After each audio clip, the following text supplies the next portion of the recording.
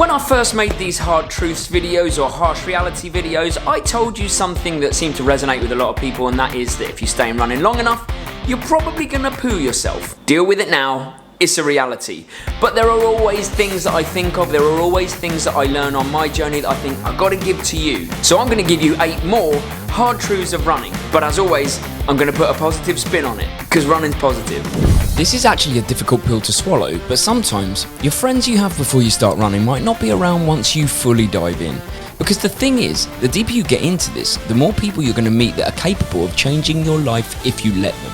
All relationships in your life have a purpose. Some are here for a reason, some a season, and some a lifetime. And perhaps some current friends don't identify with this runner version of you. Maybe it was from when you played a different sport or you went out drinking, and maybe that was their season. But what will happen if you stay running long enough is you're going to meet crazy people who inspire and push you to do things you never thought possible. To run races, distances, speeds you never thought you could. To totally alter the trajectory of your life. Surround yourself with the best kind of glorious nutters who support your madness, and they do it themselves. Your vibe attracts your tribe, and now you're a runner. So let go of some of those friends who don't support the journey, because there are others coming. One hard truth that might be relevant to maybe older runners, or certainly what I'm experiencing, is... Alright, let me show you. Look at all this. This is our supplement drawer, which seems ridiculous when you say it out loud. But here's the thing, when you're training really hard, what we found is that even with the best diet in the world, that training, it takes a lot out of you. And the food that you eat doesn't necessarily put it all back in. So here's a few of the daily supplements that I take. Omega-3, pepper capsules to help absorption, turmeric, glucosamine, even vitamin C, and of course, because we're in a hot country, lots and lots of electrolyte tablets like these Bix ones, because when you sweat, you don't just lose water, so drinking water doesn't put everything back in. Electrolyte tablets, they work. And what we're not doing is indiscriminately buying tablets and just taking them. We are researching which ones we think we need, particularly for us. I'm focusing around anti-inflammatory and joint pain, because just feel at this point in my marathon training, I'm just waking up every day in pain, and I don't want that. But painkillers are not a long-term fix. So, the hard truth might be that when you're training hard, maybe when you're getting a little bit older, supplementation is a good way, as long as you do your research, as long as you make sure it's safe and well tested and regulated. This is a good way of helping facilitate that training. Here's a hard truth that, if I'm very honest, I'm dealing with right now, and that is running does hurt, and it's not always fun, but you have to find a way. And before I explain, let me just say it's not all doom and gloom. I'm a big boy, I'll be fine. What I'm trying to say is progress in running, it's not linear. It doesn't always get easier, you don't always get faster, you don't always improve, and that's okay. Running ebbs and flows.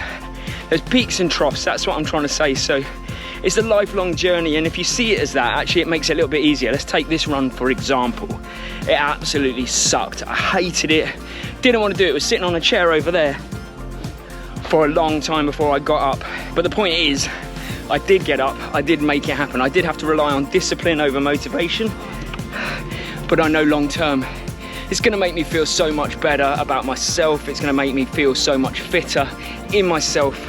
Just had to grind it out. So hard truth, hard reality really is that running isn't always pleasant, and that's okay. You have to accept that's okay. It's part of what you signed up for. And ultimately, long term, it is still amazing. Just might not have felt like it today. Here's a funny one that actually sometimes affects other people and other runners more than it might affect you, and that is that there is no such thing as a bad running technique as it is. You see, if you go out running and you don't get injured, even if people look at it and think the way that you're running is wrong, if you're not getting injured, then it's not a bad technique. And could you do things to improve your technique? Sure. But at what cost? Because sometimes if you're running and you don't get injured and then you think, oh, do you know what, I'll change this technique because I've heard this will make me a better runner, that might be the thing that gets you injured. So I would always say approach with caution. Of course, if you're getting injured when you're running regularly, you might need to look at your technique. You might have a technique that needs correction. But if you're not getting injured, no matter what anyone else says to you, then it's not a bad technique. It's a technique that works for you and it's your technique, and that's good enough. And sometimes sometimes that's a very hard truth for people to swallow. The hard truth is that I'm afraid there is no real limit to your body's capabilities as a runner. Of course, what I'm not saying is that you can choose to go out and run as fast as Eliud Kipchoge today, but think of it more like your body will continually surprise you as to what is personally possible. I've seen this in so many ways with Mary and I. For example, I never thought my body could take back-to-back run days, but a few years ago, I tried a month of running every day. And more recently, I did 10k a day. I went from 5k to 10ks to half marathons to 50k ultras to 100k ultras. All landmarks that I didn't really think possible until they were possible. I want to experience 100-mile races, multi-day races, all sorts of things, and my body's going to let me. And then there's Mary. She went from not even being able to run 5 kilometers to 10s and then halves, marathons, ultra marathons, and now she can casually go out for a marathon if she feels like it. And here's the thing, we're not outliers, we're just runners who stayed in the game long enough for their body and mind to show them what they really can do. So I'm sorry, it's hard truth time. You're capable of more than you realise. You just have to go and do it. A hard truth of this running journey that you probably need to learn pretty quickly, so hopefully I'm fast tracking for you, is that everybody has got an opinion. And if you listen to them all, then you might be led down a wrong path, you might be led towards injury, or you might not make the most out of your own running journey. So what I really think you need to do is form your own opinions by, of course, I'm biased, but watching channels like this. But also, there is so much information out there, but you've got to work out how to pick your way through it, right? My opinion would be trusted sources. So look at the qualifications of the person talking about it. Look at the quality of the source. Look at the quality of the information you're reading. Is it a scientific paper?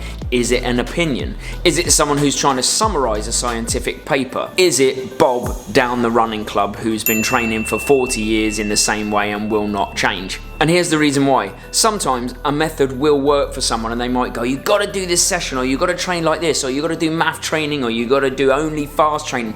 But that could work for them, might not work for you. So as well as forming your own opinion, you have to kind of form your own physical opinion, find what works for you in terms of your training as well. I'm not saying trust no one, but I'm saying take everything with a pinch of salt and look into it further. Even on this channel, do not take what I say as absolute read.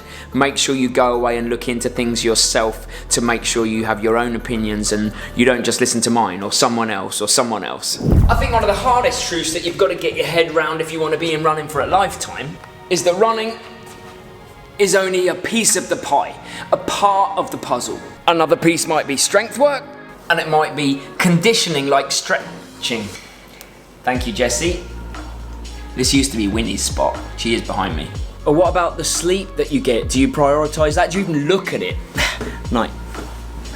Or of course all the types of self-care like this, or this. I swear he is literally just following me around while I make this video. And have you considered your nutrition? Delicious. There's hydration. I guess what I'm ultimately saying is that running isn't just running, and that's the hard truth of it. And sometimes it can feel overwhelming and it can feel frustrating because there are so many other things to consider. But it's a jigsaw, and jigsaws are supposed to be fun. Puzzles are supposed to be fun, and if you treat it in the right way, then it becomes fun and tasty. One problem you might encounter is chafing. And yes, as always, Ben's given me the most delightful topics to talk about, but this can really be a painful one. This is especially a problem in hot, humid climates like here, or if you're training in the summer, training for marathons, running long distances, and your clothes or parts of your kit just rubbing against your skin. You know what I'm talking about. There's sore, disgusting red patches where your clothes are rubbing against your skin or your kit. I get it really badly where my heart rate strap sits just under the front of my sports bra, and also for me around my belly button where I've got a combination of shorts and the drawstring and the flip belt. That is so sore, and you will know if you've suffered from chafing that post-run shower. Ouch. Ben suffers with really sore nipples, so a few solutions starting with that one are to wear plasters, cover up the area, provide protection to stop the chafing.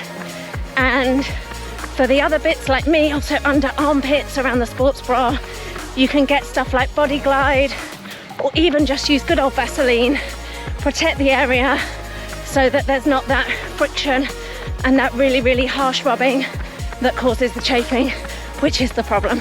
If you learned something new in this video, or you came away with a more positive view on running, then don't forget to consider subscribing, but never a hard sell. And if you liked the video, let's take you all the way back to the start, and the one that started this whole series off, the 9 hard truths of being a runner. And I think you're gonna like it. Thanks for watching. See you next Sunday when I'll be 44.